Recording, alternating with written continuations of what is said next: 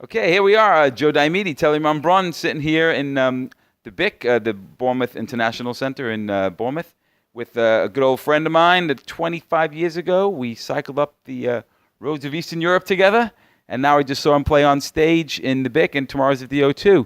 John Bishop, how are you, John? I'm all right, Joe. How are you? Yeah, good. Enjoyed your show tonight. Thank you. Thanks for coming. Yeah, thanks. It was great. We had a all good laugh, and a lot of my friends, we all enjoyed it. It was nice. We have to explain that there's a noise going on whilst we're doing this because my leg is encased in a pack here because I've twisted my knee. So I've literally just come off stage, and the doctor's advice is I've got to put this on to calm it down. Yeah. See, how'd you twist it, John? Come on. Yeah, I twisted playing five-a-side football and doing some boxing training, and also because I'm old. Hey, if you're no, that's not good because if you're old, that means I'm older. I know, but you were always older. But you were always older, but always lived a better life. Because we met in a youth hostel in Istanbul, and I recall you having long hair, this ghosty beard, and a pink top on, and you were travelling on a mountain bike, and you'd been on the bike for a long time, and I was on my way back from Australia, and then as you said, we went through the roads of Eastern Europe in 1992. Yeah. Ooh. Yeah, so that was a long time ago. We were younger then. Yeah, we were younger, but it's amazing how your life takes the path that it takes, because you're living the life that you live now. You're in France. You've just done your travels through America. You've got your kids here. And I'm sat with my leg in an ice pack. Yeah.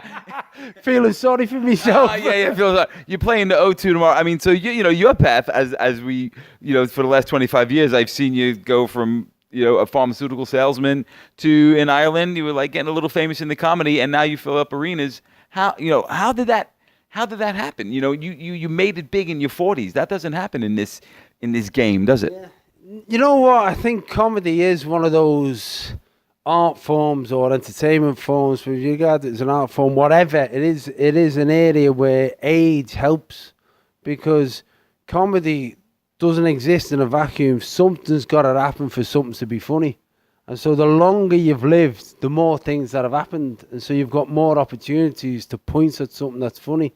Now that doesn't take away from anyone who's young who wants to do comedy. It just means that if you're older coming into it, it's probably a bit more of an advantage than, say, singing or even acting or stuff like that, where people expect you to be young. Yeah, and how about hitting celebrity at an age where you were married, you did have 3 kids? Does that help? Do you think it's more difficult because you probably met some stars, other stars, like young stars? So if you're famous from 15, does it give you a social disadvantage? You think? I think it's really odd because I've kept grounded, because I've still surrounded with a lot of the same people who knew me before, and I think that helps. And I do think it's an odd thing. Being famous, if you want to sort of call it that, is an odd thing to carry with you from a young age, because there's degrees of fame. So there's the fame where you break through and all of a sudden you start getting recognised for the first time, which is strange.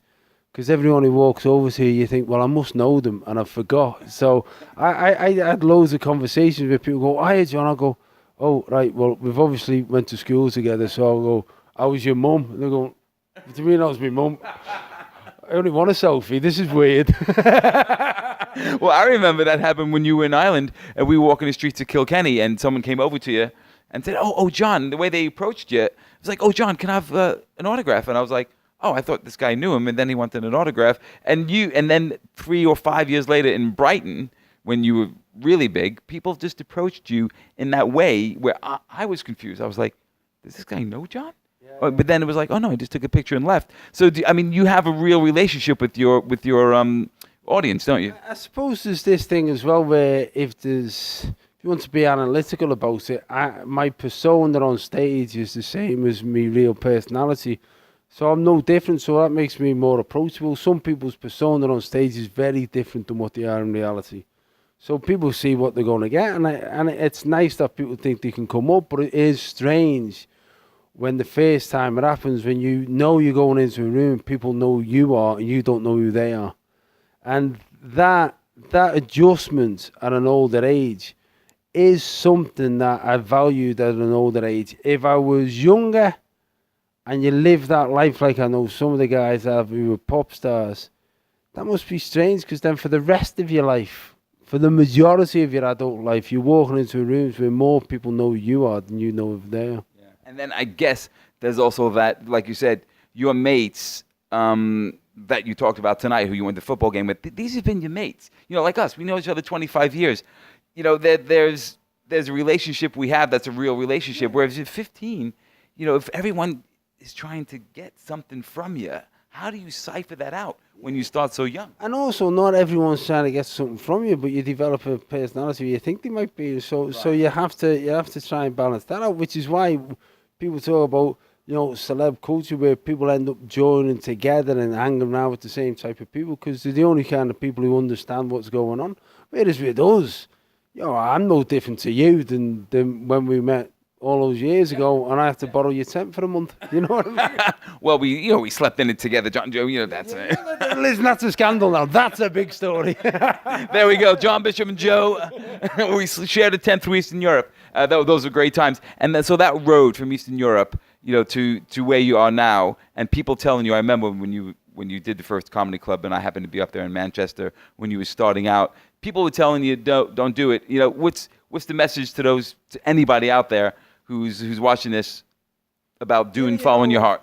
The truth is, like, I learned something. You learn something from people along the way, and I learned something from you when I met you, because you were already living the life that you chose to live. You were living a sustainable life, an alternative life, living on the road, and you made that leap before I did. What I did is I went into an environment where it becomes a public thing, whereas you've been doing it privately.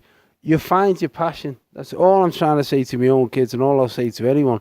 Find your passion, and your passion will sustain you. Don't do something for fame, because that's a false dream, and you never really. Don't do it for riches, because you never got enough. You're never famous enough. Do it because you're passionate about it. Like, I'm lucky now. I've just done a full arena, but you know, if I wasn't lucky and the cards hadn't fell the way I was, I'd still be happy if I was in Bournemouth tonight on a stage making people laugh and I was paying the bills.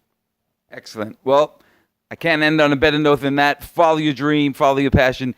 John Bishop, with those wise words, I will say goodbye here, and it's really great seeing you, and I hope it's not 3 years since the next time. I'll take care. Good man. Thanks, Joe. Thanks, everyone. Thank you. Joe Diomede, Telemann Braun from the BIC Center. John's leg is iced up, and we're going to hit the road and continue our journeys on our separate paths, but our paths always join. Thank you. Good night.